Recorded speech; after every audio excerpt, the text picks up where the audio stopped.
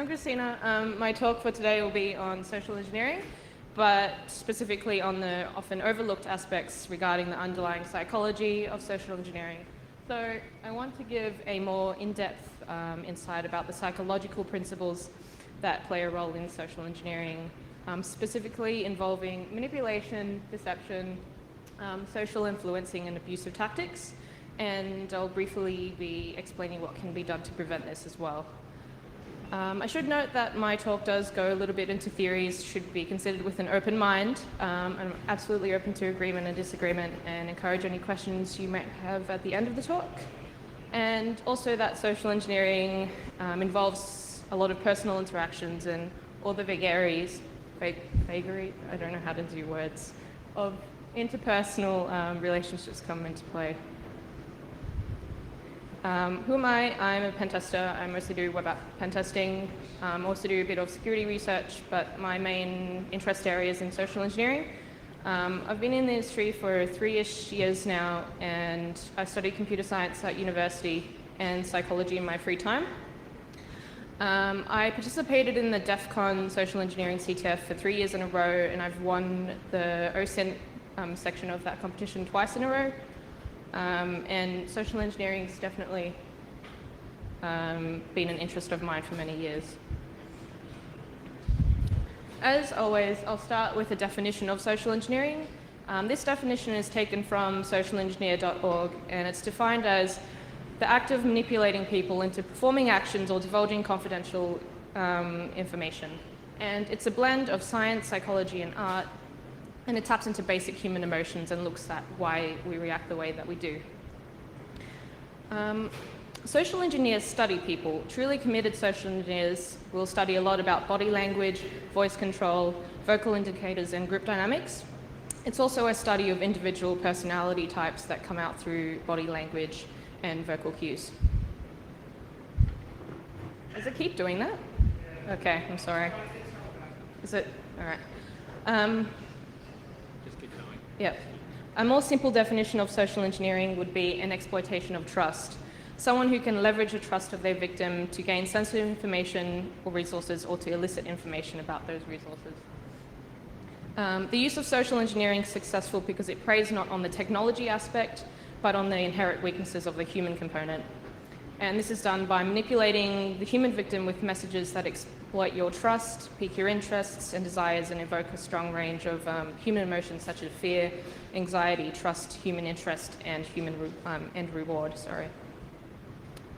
One tip list among others I found is be professional, be calm, and know your mark, meaning that one should become an expert in how the target thinks and reacts before ever engaging the target. And continuing on from that point, the ultimate goal of social engineering is to want the victim, is to make the victim want to give you, the attacker, the information you need, because in doing so will benefit the victim, not just yourself. So, why do I care about social engineering? It's because I believe social engineering is undoubtedly one of the weakest links in the domain of information security, simply because it's beyond all technological control and subject to human nature.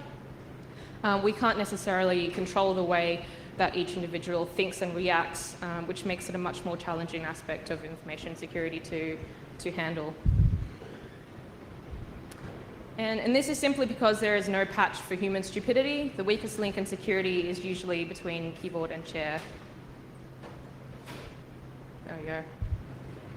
Sorry for the dodgy blue screen. Kevin Mitnick said at one of his talks that you could spend a fortune purchasing technology and services from every exhibitor, speaker, and sponsor at the RSA conference, and your network infrastructure could still remain vulnerable to old-fashioned manipulation. So I'll talk a bit about why it works so well. It's simply because social engineering is the path of least resistance.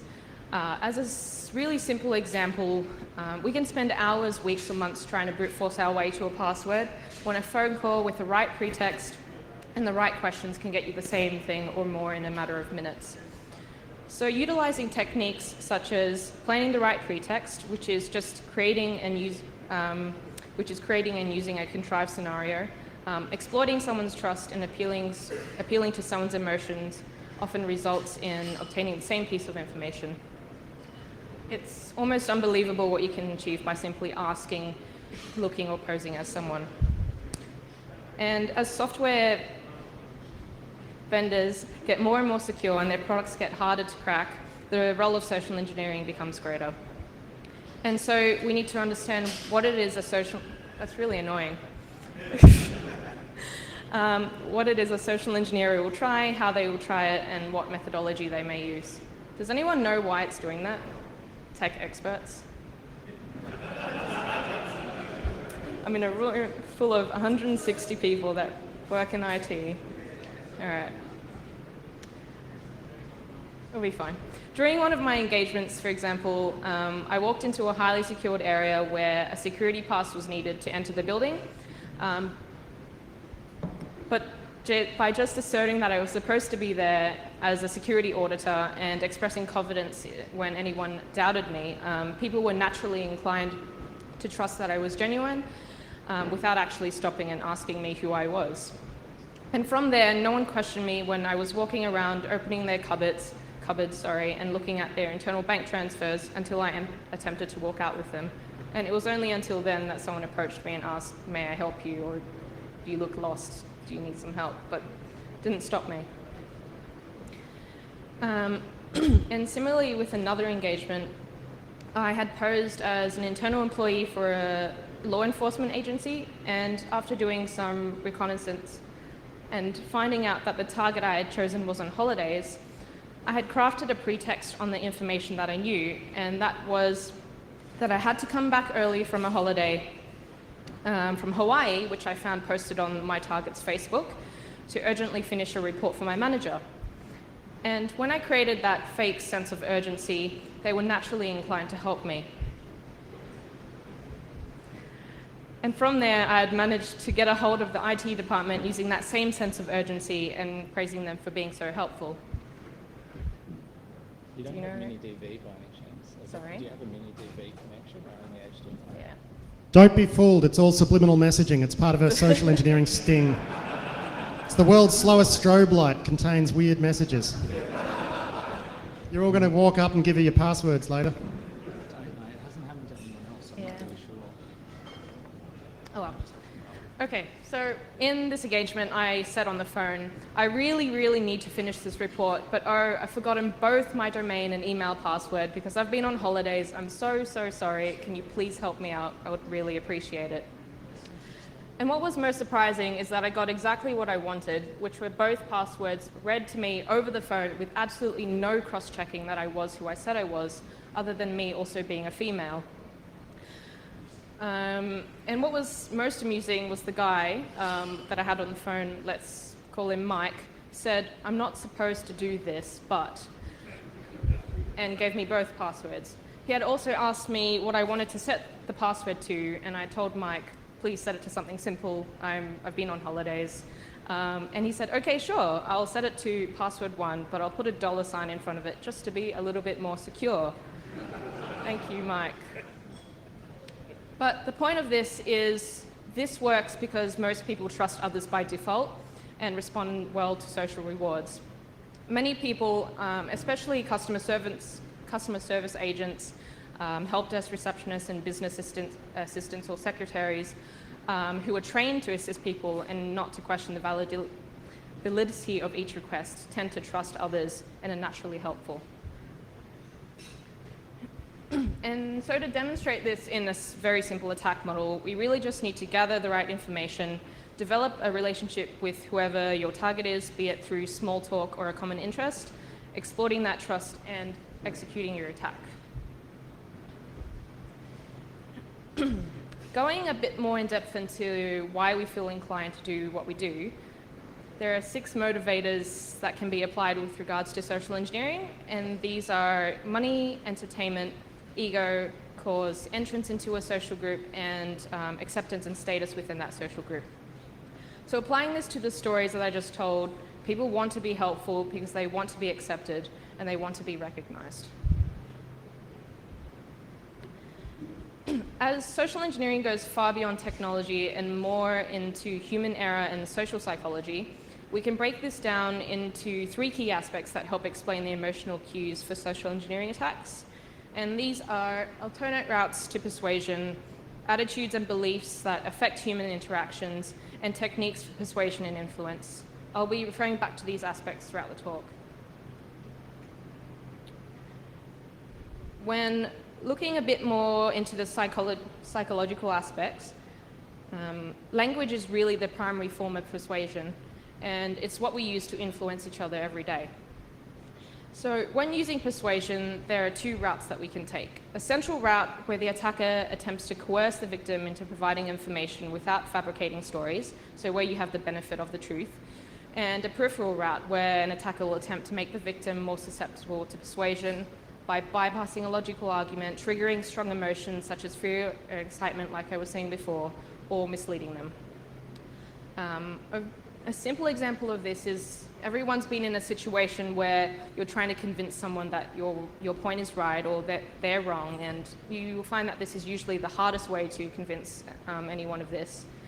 The real way to do this is to convince them that they are smarter than you and that it was their idea all along. So what researchers found was when they started studying people that knew how to make people do things, they started studying this guy, Milton Erickson. He was regarded as a great hypnotist, and he was a leading practitioner in influence. And Erickson developed this style of influencing people because he started to realize that there's a way to communicate with someone, and this was described as being artfully vague, where something can have 2 meanings, the surface meaning and the content. I found this really interesting example, someone told me about this interesting example. Robert Cialdini, who was a professor in psychology, gave 3 examples of trying to jump a photocopier queue, which were, may I use the photocopier because I'm in a rush, which yielded about a 94% success rate. The second one was, may I use the photocopier, which presented no reason, and this yielded only about a 60% success rate. But what was the most fascinating example was the third one, which was, may I use the photocopier because I have to make some copies, which presented no additional information and jumped back up to a 93% success rate. And this is because people responded to the form of the question rather than the content of the question. Switching gears for a little bit, the real thing about influence is that it's all about framing. Framing was a term coined by George Lakoff, who was an American cognitive linguist, which stands for contextual or cognitive frames. Frames are just constructs given to a piece of, used to give a piece of information meaning. And taking this back to social engineering, creating and controlling a frame is fundamental when interacting with someone because you're controlling the meaning of an interaction. So when talking about framing, we need to think about how we establish a context for influence. I'll be talking about Cialdini's methods again. The next slide, was taken from Mike Murray's talk on framing and frame control, and he shows a number of linguistic tools that can be used when creating and framing content. And these were blue screen. Authority, so we tend to,